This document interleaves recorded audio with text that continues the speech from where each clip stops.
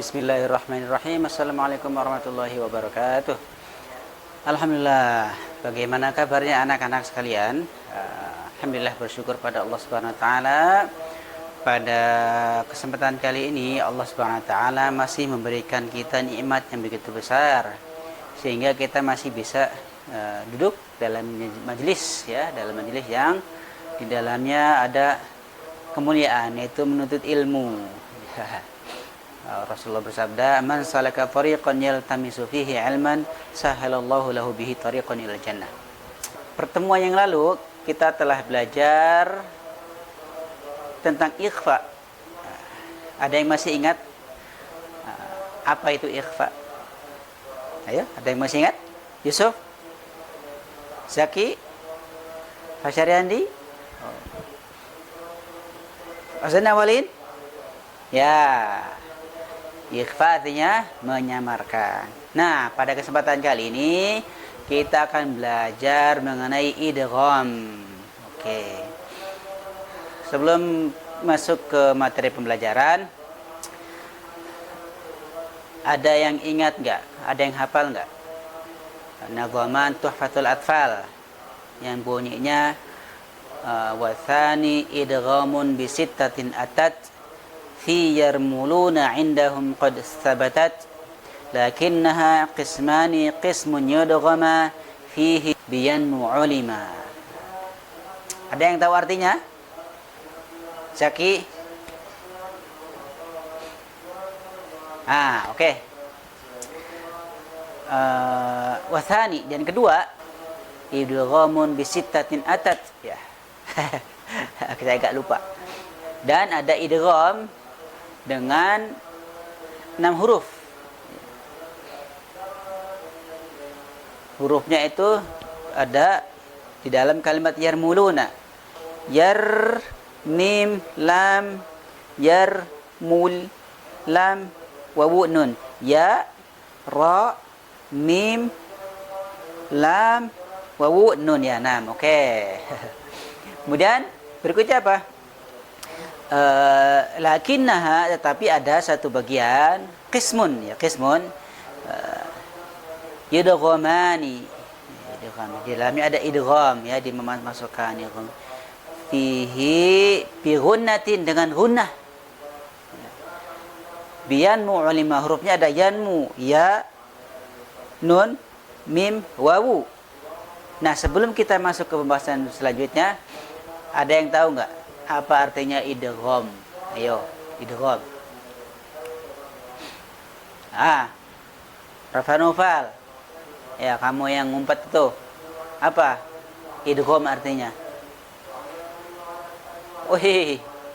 Ngumpet-ngumpet, ternyata kamu pintar juga. Ya, betul, idgham artinya meleburkan. Meleburkan? Apa meleburkan itu? Gini. Gambarnya begini. Kamu punya gula dalam sendok, ya, sendok. Satu lagi, kamu punya gelas, isinya ada air panas. Kamu masukkan gula itu ke dalam air panas. Kamu kocek-kocek, udah aduk-aduk, ya, aduk-aduk. Nah, apa yang terjadi? Ya, meleleh. Apa lagi? Ya, melebur, ya. Apa yang melebur, terlebur? Gula ke dalam air panas. Nah, dalam idgham, dalam tajwid ada namanya idgham, seperti itulah. Apa yang melebur? Yang melebur adalah nun sukun atau tanwin. Oke? Melebur huruf nun sukun ini ke dalam tanwin, dan tanwin ini ke dalam huruf ya, nun, mim, wawu. Ya. Oke. Disingkat dengan kata yanmu. Saya kasih contoh. Dalam Al-Quran ada lafaz liman yara. Apa? Liman yara. Bagaimana cara bacanya? Di situ kan ada nun, ya. Nun bertemu dengan ya. Maka nun ini dileburkan ke dalam huruf ya. Bagaimana cara bacanya? Bukan liman yara, tetapi apa? Liman yara. Nah, itu adalah yang disebut idgham. Berikutnya adalah bi gunnah. Apa artinya gunnah? Ada yang tahu artinya gunnah? Ya, betul. Gunnah artinya dengung. Meleburkan huruf nun ke dalam huruf ya atau nun atau mim atau wawu dengan gunnah. Tadi contohnya tadi liman yara dibaca liman yara. Huruf nunnya melebur ke dalam huruf ya, tetapi sifatnya tetap ada. Apa sifatnya huruf nun itu? Ya tadi dengung, gunnah. Makanya idgham bi gunnah. Liman yara. Ayo, ikutin. Liman yara. Sekali lagi. Ya, ya bagus. Sekarang Yusuf Aisy. Bagus. Yusuf Abdullah. Ya. Sekarang Fasyari Andi. Kurang. Dengungnya kurang, perhatikan. Jadi idgham bi gunnah harus dengan dengung. Kalian nikmati dengungnya ini. Bukan limai yara. Itu dengungnya kurang. Dalam tajwid itu ada nama a'ti kulla harfin haqqahu. Berikan setiap huruf itu haknya masing-masing. Oke? Bacanya dengung, bacaan dengung ini kita nikmati. Limai yara. Ya, kita nikmati pelan-pelan. Limai yara. Oke. Bisa coba Fasyari Andi ulang. Sekali lagi. Ya, bagus. Oke. Kita ulang lagi. Limai yara. Oke. Tadi huruf ya kan? Sekarang huruf apa? Yanmu, huruf nun. Ada yang bisa memberikan contoh? Oke, bagus. Apa tadi? Oke. Lan nadkhulaha. Ulang. Bagus. Lan nadkhulaha. Ingat, gunnahnya ditahan dulu ya. Jangan terlalu cepat-cepat. Lan nadkhulaha. Ulang. Oke, bagus. Sekarang huruf berikutnya huruf apa? Ya, mim, yan, ya, nun, mim. Ada yang bisa memberikan contoh? Kan. Lahum ma kasabtum, wa lakum ma kasabtum. Bukan, itu adalah ikhfa syafawi karena mim bertemu dengan huruf mim. Ayo, nun sukun atau tanwin bertemu dengan huruf mim. Ada yang bisa kasih contoh?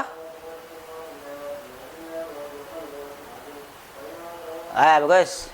Ambatat, ya, asalnya anbatat karena ini nun sukun bertemu dengan huruf ba. Bukan, itu huruf ba. Bukan huruf ba. Itu iqlab bertemu dengan huruf mim. Ayo. Ayo, ada lagi? Oke. Wala immuttu. Wala immuttu. Bagus. Ayo ulang. Wala immuttu. Bagus. Oke. Ya. Yusuf Aisy. Ya, bagus. Berikutnya huruf apa? Ya, nun, mim, wawu. Ada yang bisa memberikan contoh? Nun sukun atau tanwin bertemu dengan huruf wawu. Ayo. Ayo. Ya, Zaki. Wawu, ya. Oke, bagus. Ayo kita ikutin. Min waraihim. Ikut. Ulang. Sekali lagi. Min waraihim. Iya, bagus. Baiklah anak-anak. Nanti saya akan memberikan ayat, ya, satu ayat dari Al-Quran yang di dalamnya ada hukum idgham bi gunnah. Ada yang bisa memberikan contoh? Oke, inilah ayatnya. Oke, perhatikan baik-baik. Ya, sekarang baca, Yusuf Aisy baca. Oke, bagus. Rafa Noval. Baik, oke. Kita baca bareng-bareng. فَمَنْ يَعْمَلْ مِثْقَالَ ذَرَّةٍ خَيْرًا يَرَهُ. Baca. Sekali lagi. Ya, bagus. Oke. Tetapi gini anak-anak. Ada satu hukum nun sukun itu bertemu dengan huruf seperti huruf idgham gunnah, ya, nun, mim, wawu. Kita ambil contoh ya. Ini nih. Ini. Nah, yang ini bukan idgham bi gunnah ya. Bacanya bukan qinwanun, tapi qinwanun. Oke, ini jadi idghar wajib ya, bukan idgham bi gunnah. Kenapa? Karena nun sukun ini bertemu dengan huruf wawu berada di satu kalimat. Jadi syaratnya idgham bi gunnah, nun sukun atau tanwin bertemu dengan huruf ya, mim, nun, wawu adalah di lain kalimat atau di beda kata ya. Nah, maka disebut idgham bi gunnah. Kalau seperti ini bukan idgham bi gunnah. Ini adalah apa? Ini adalah izhar wajib ya, harus menjelas bahasanya jelas. Oke. Baiklah. Nah, dari sini apakah ada yang bisa menyimpulkan apakah itu idgham bi gunnah? Angkat tangannya. Apakah ada yang bisa menyimpulkan apakah itu idgham bi gunnah? Ya, Yusuf Abdullah. Ya, bagus. Apa itu idgham bi gunnah, anak-anak? Idgham bi gunnah adalah nun sukun atau tanwin bertemu dengan huruf bertemu dengan huruf ya, mim, nun, wawu. Baiklah, anak-anak sekalian, materi kali ini cukup sampai sini. Sebenarnya ada idgham itu kan ada dua kan, idgham bi gunnah dan idgham bila gunnah. Nah, untuk idgham bila gunnah insyaallah akan kita pelajari pertemuan berikutnya. Sampai sini apakah ada yang bertanya? Tidak ada yang bertanya? Oke. Kalau tidak ada yang bertanya berarti saya anggap kalian memahami materi idgham bi gunnah. Baiklah anak-anak, materi kali ini kita cukupkan saja karena tidak ada yang bertanya, jadi saya menganggap kalian sudah paham. Dengarkan baik-baik. Jadi belajar Al-Qur'an, belajar tajwid bukan hanya sekedar mempelajari materi ya. Materi bagaimana nun sukun bertemu huruf nun atau nun sukun atau tanwin bertemu dengan huruf ya, wawu, mim, nun, tetapi belajar tajwid adalah bagaimana kita memenuhi hak-hak Al-Qur'an ketika membaca Al-Qur'an ya. Jadi Al-Qur'an perlu ditunaikan hak-haknya. Dengan cara apa? Salah satunya adalah dengan cara membaca Al-Qur'an dengan tajwid yang baik dan benar. Tetaplah semangat belajar. Jangan lupa dihafalkan ya untuk disetorkan nanti untuk persiapan ujian nanti. Baiklah, saya rasa cukup. Marilah kita akhiri pertemuan kali ini dengan membaca alhamdulillah dan doa kafaratul majelis. Subhanallah bihamdihi subhanallah. Alhamdulillahirabbil alamin. Wabillahi taufiq wal hidayah. Wassalamualaikum warahmatullahi wabarakatuh.